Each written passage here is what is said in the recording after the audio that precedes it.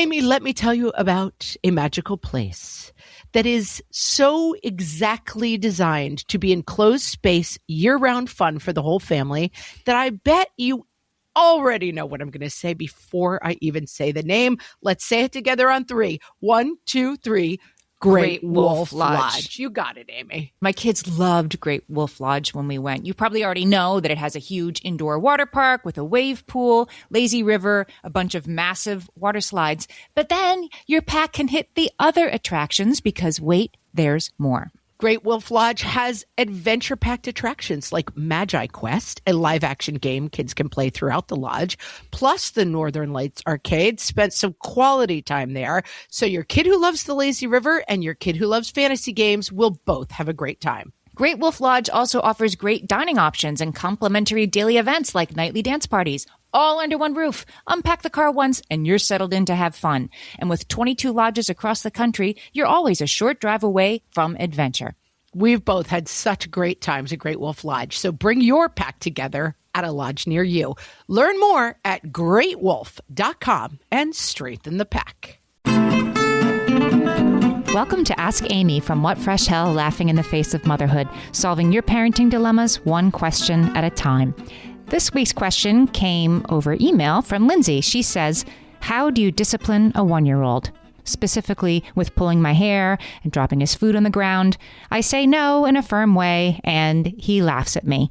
Any advice you could provide would be much appreciated. P.S. Love your podcast. Thanks, Lindsay. Okay, the short answer is no. You can't really discipline a 1-year-old, not in the sense that we understand that. It's more about redirection. Toddlers do not yet have what's called theory of mind, which is the idea that somebody can hold a feeling or emotion or thought in their head that's different from their own. Your son is throwing things on the floor because he can. He's interested in things that he can control. He's interested in cause and effect. Those are things that he's just starting to understand. And if you do absolutely nothing, that food throwing is going to end, usually around 18 months, even if you did nothing. It will get boring to him long before he understands why you don't want him to do it. In the meantime, it's making a mess. Okay, so you can make it easier for yourself by putting old newspaper or a mat underneath the chair or high chair to make cleanup easier. But if we're going to try to get him not to do it instead, you have to get a little more creative. Saying no to him, like he's starting to understand what no is, but basically you're saying no is part of the reward. He presses the button and it lights up. He winds up the jack in the box and it pops up. He throws food on the floor and he gets mom's attention and mom says no. So you have to change what your son is getting in return for throwing food on the floor to make it less interesting than keeping the food on the tray. In times like this, it's important to think about what you can add or what you can take away to solve the problem, to make it something he can no longer do. He can't throw food on the floor if you put less food on his tray to begin with. Okay. He can't throw food on the floor if you put a plastic cup on his tray and say, food that we don't want goes in here. We say, no, thank you, and model putting the food in the cup instead. He might be interested in that. He might throw the cup on the floor with the food in it. You have to wait and see.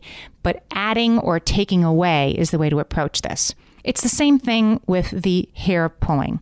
He's doing it to get a reaction. Even if you're saying no, even if it's a stern voice, it's still a reaction. So you need to kind of blank face it. Take away your reaction. What can you add? Maybe you can hand him a toy that he really likes before you pick him up. If he's holding Hot Wheels in his little fists, then he can't pull your hair. Again, thinking about what you can add or take away. It's all about creating what's called incompatible behaviors. Incompatible behaviors, it's something you set up that can't happen along with the undesirable behavior. This is something that started in the animal kingdom, and human behaviorists study it as well. It's very useful for little kids.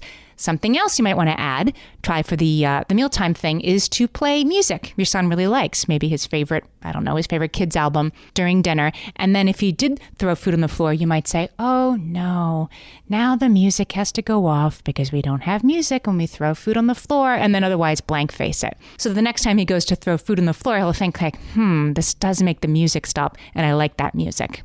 It's important to remember that your son is not doing these things to test you, even though it feels that way.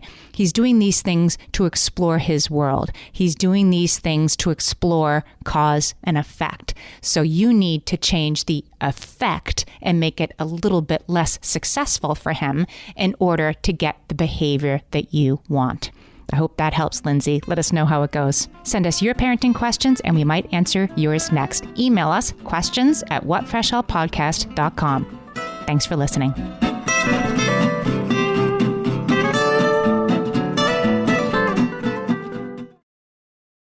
This is a Monday.com ad. The same Monday.com designed for every team. The same Monday.com with built-in AI, scaling your work from day one. The same Monday.com with an easy and intuitive setup. Go to Monday.com and try it for free.